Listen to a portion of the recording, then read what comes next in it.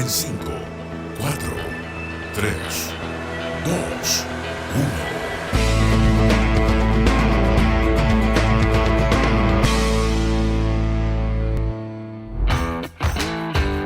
Hola a todas y todos, bienvenidos y bienvenidas a este nuevo programa que hemos llamado La Comunidad de los Datos, transmitido por Radio TX Plus. Mi nombre es Jessica Matus, soy abogada apasionada por la protección de los datos y la privacidad. Tal vez me habrán visto por ahí o escuchado en algún medio representando a la Fundación Datos Protegidos, de la cual soy cofundadora y directora.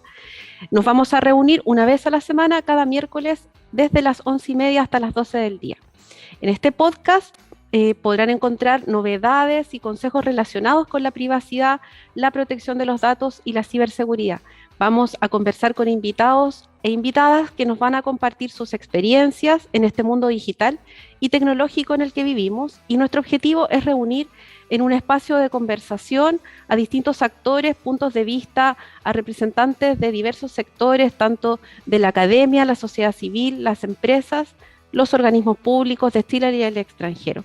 Si bien tenemos un enfoque legal, queremos también dar una mirada desde distintas profesiones, no solo desde los abogados. Vamos a conversar de los fenómenos vinculados a los datos personales, la seguridad digital y la implementación de nuevas tecnologías para que ustedes puedan identificar los distintos desafíos, riesgos y mejores prácticas para proteger sus datos personales. Bueno, y la comunidad de los datos cuenta con el auspicio del estudio jurídico Maglione Abogados, recomendado por los rankings más prestigiosos a nivel mundial como uno de los mejores estudios de Chile. Lo pueden conocer en www.magliona.cl. Y bueno, para dar el puntapié inicial a este ciclo, hemos querido invitar a una pionera en la materia, la profesora Lorena Donoso, quien es abogada académica de la Universidad de Chile y un líder indiscutida en materia de protección de datos personales. Bienvenida, Lorena, muchas gracias por aceptar esta invitación para conversar en la comunidad de los datos en este primer episodio. Muchas gracias, Jessica. Bueno, Jessica, yo la conozco hace muchos años, es una de las mejores estudiantes que me ha correspondido dirigir su tesis, y pucha, estoy feliz de que esté hoy día liderando esta iniciativa que es súper necesaria. Muchas gracias, Lore. Bueno, yo debo confesar que gracias a Lorena pude conocer en la materia de protección de datos cuando por allá por el año 2001 Lorena tenía un taller de memoria que se llamaba Garantías Constitucionales Afectadas por la Informática. Ahí mi cabeza explotó cuando conocí la materia de los datos personales, que era un ramo, digamos, o un tema que no lo pasaban en la universidad, así que conocerlo en quinto año, justo antes de salir y hacer mi tesis, que después tuve la oportunidad de poder publicarla. Así que yo te agradezco mucho, Lorena, ha sido fuente de inspiración, para mí, para muchos también. Han pasado casi, imagínate, 20 años y 20 años después, hace casi una semana, la Convención Constitucional aprobó por 106 votos a favor la creación de una Autoridad Nacional de Protección de Datos. Así que bueno, comencemos. Sí, bueno, como estamos partiendo este podcast, es necesario entonces precisar algunos conceptos y ahí un poco, Lorena, conversar y contarle a los oyentes qué es esto de la protección de datos personal, en qué se diferencia con la privacidad, con la intimidad. Conversemos. Sí, pues fíjate que el tema es súper relevante, porque si bien nosotros tuvimos la primera ley de Latinoamérica en 1999, la ley 19.628, esta ley fue dictada sin autoridad de control ni sin régimen infraccional. Entonces es un tremendo avance que hoy día se reconozca la necesidad de contar con una agencia de protección de datos, un organismo de control. Aquí es importante tener presente qué es lo que implica la protección de los datos, porque al final del día toda la información de las personas está en manos de terceros que las utilizan para necesidades múltiples, el Estado para sus políticas públicas, los privados para los efectos de llevar adelante sus negocios, las mismas personas que se desenvuelven en distintos ámbitos de la sociedad necesitan información de los terceros. Pero ese uso de la información, que sí tiene que haber una libre circulación de estos datos, debe tener una capa protectora, que lo que busca al final del día es que el uso de esta información no afecte indebidamente el cúmulo de garantías fundamentales y derechos que tiene la persona. O sea, no solo la vida privada, sino que la vida privada, el derecho a la educación, el derecho al trabajo, la libertad de expresión, el mismo derecho de propiedad. Al final del día, el uso indiscriminado de los datos por terceros puede terminar vulnerando todo el abanico de garantías de las personas. Y ahí está la primera diferencia entre la protección de los datos y la protección de la vida privada, porque la vida privada es un ámbito de la persona, aquel que ella quiere mantener fuera de la esfera de conocimiento de los terceros. Entonces, cuando confundimos protección de datos con vida privada, le hacemos un flaco favor a ambos derechos, porque reducimos la protección de datos a la protección de la vida privada y por otro lado también desdibujamos el derecho a la protección de la intimidad y la vida privada y todo lo que significa el ámbito de secreto o reserva de los derechos de las personas, ¿ya? Entonces es súper importante tener presente. La protección de los datos es una garantía que no busca proteger los datos en sí, sino que lo que busca es garantizar que la persona siempre mantenga control sobre el uso que los terceros hacen de su información para los efectos de salvaguardar toda la esfera de sus derechos, ¿no? De sus derechos, todos sus derechos.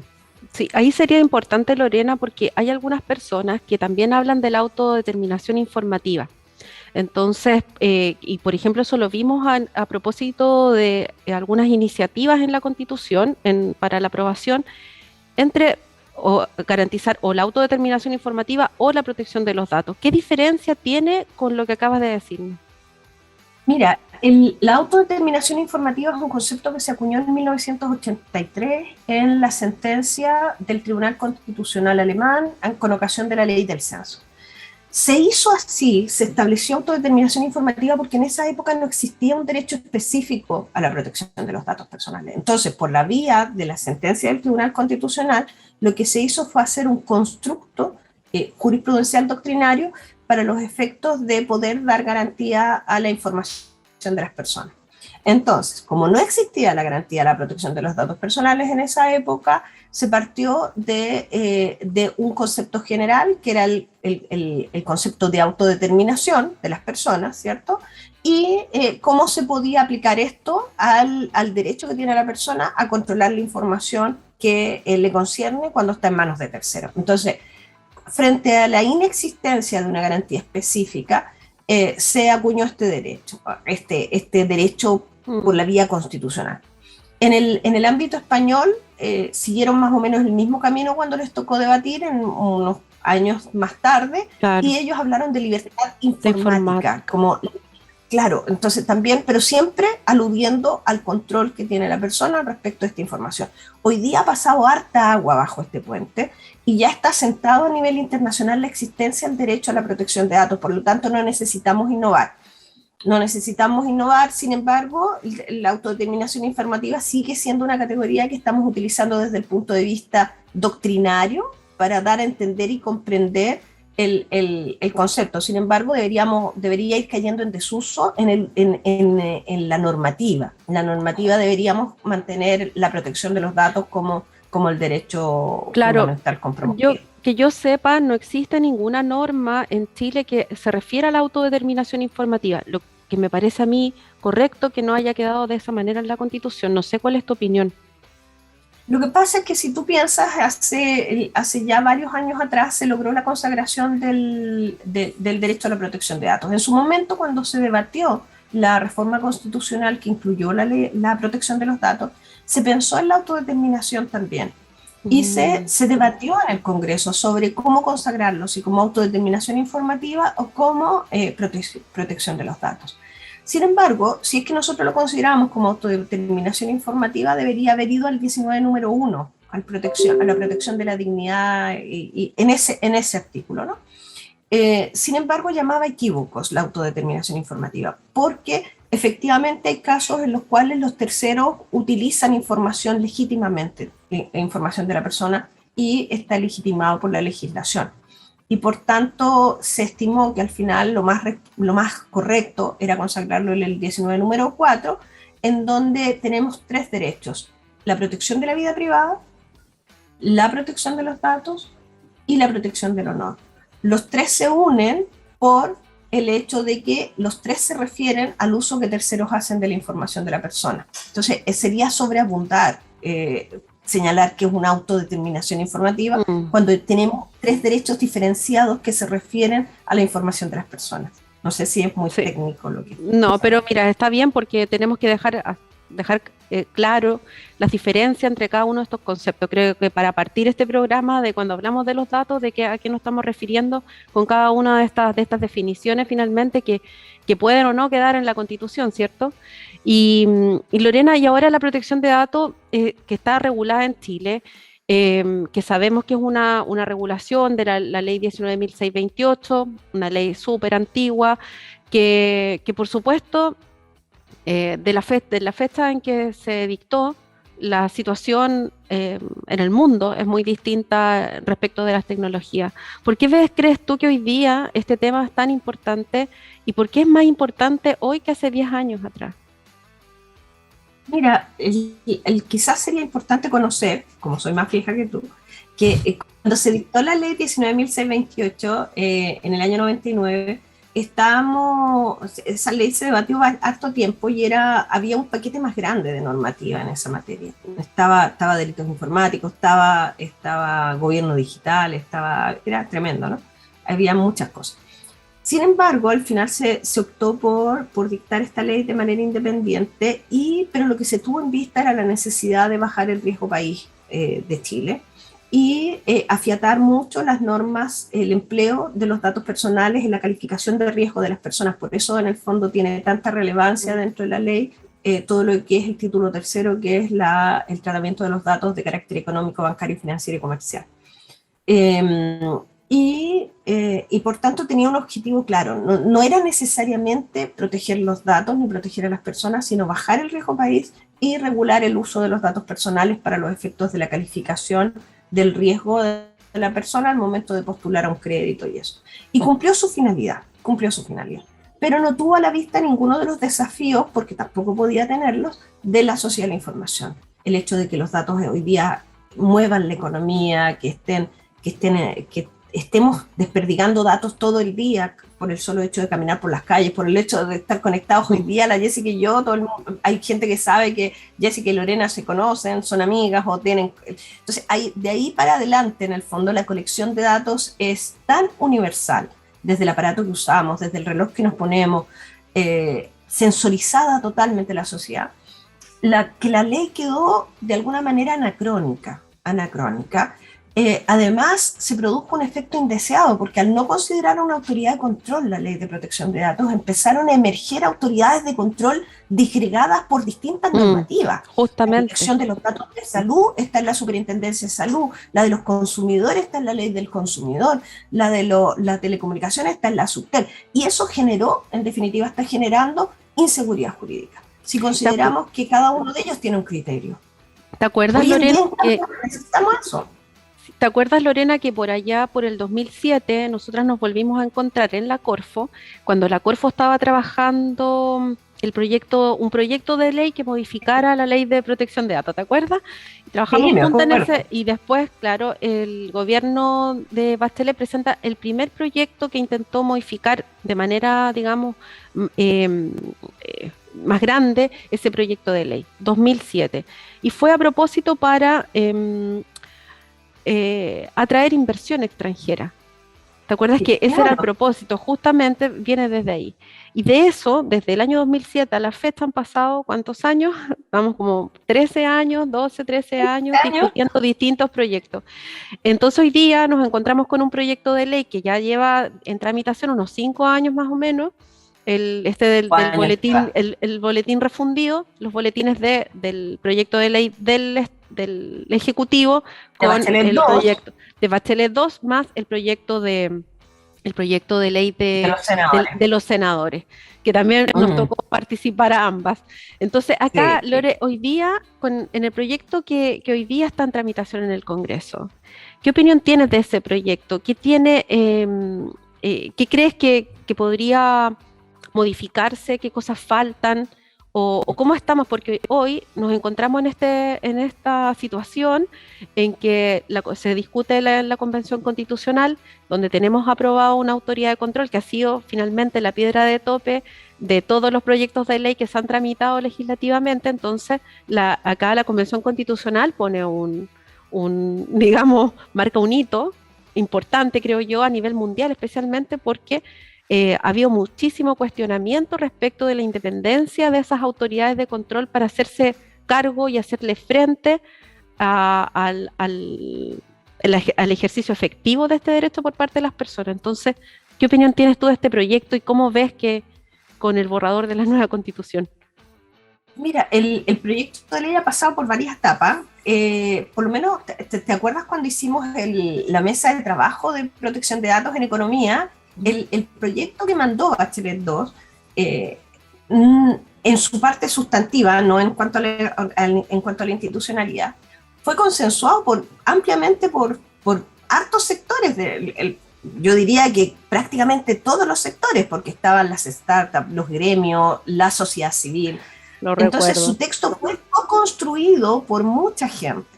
Luego de eso, por avatares políticos, se modificó la parte de la Agencia de Protección de Datos y se incluyó una unidad, a mi juicio, no correcta, que era un dependiente del Ministerio de Hacienda, una especie de UAF de los datos, ¿te acuerdas?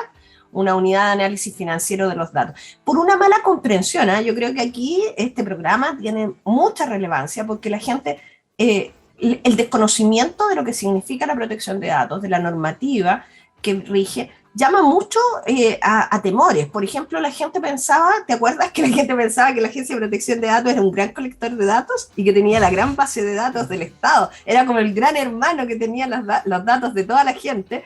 O sea, súper falsa, porque en el fondo la Agencia de Protección de Datos lo que hace es asesorar a las startups, que era la razón por la que hicimos el proyecto Corfo, ¿te acordás? Que era hacer que las startups pudieran insertarse internacionalmente en un entorno que exigía estándares más exigentes en materia de protección de datos, que pudieran internacionalizarse, hacer un ecosistema de emprendimiento con datos que fuera razonable y que fuera internacionalizable. En segundo lugar, la Agencia de Protección de Datos educa a la ciudadanía en sus derechos en la protección de datos. Y en tercer lugar, y muy menor, fiscaliza y controla que se haga correctamente, o sea, que la gente pueda ir a reclamarle a la Agencia de Protección de Datos y la agencia lo controlará. Sin embargo, también por un defecto político de nuestra institucionalidad nacional, todos los consejos en Chile tienen una amplia tendencia a politizarse y por tanto la designación de los consejeros tiende a ser política binominal en esa época o política hoy día con los distintos sectores que tienen representación política. Y uno de los temas que te acuerdas que estábamos tú y yo ahí alegando es que las agencias de protección de datos son tremendamente técnicas. Yo no me imagino a un organismo político revisando los algoritmos para saber si acaso hubo o no transparencia algorítmica, o si hubo o no sesgo algorítmico en el algoritmo de cálculo de, por ejemplo, el puntaje en la asignación de un riesgo comercial. Y por tanto necesitamos un organismo técnico que sea autónomo e independiente, porque tiene que estorbar a los demás al decirles que, que los derechos no se vulneran de esa manera, que los datos se tratan de otra manera, y que sea además referente internacional, que pueda coordinarse, porque hoy en día los tratamientos de datos son internacionales, no son solamente en Chile. Sí, y justamente a propósito del cuestionamiento que ha habido a distintas autoridades de protección de datos en el mundo.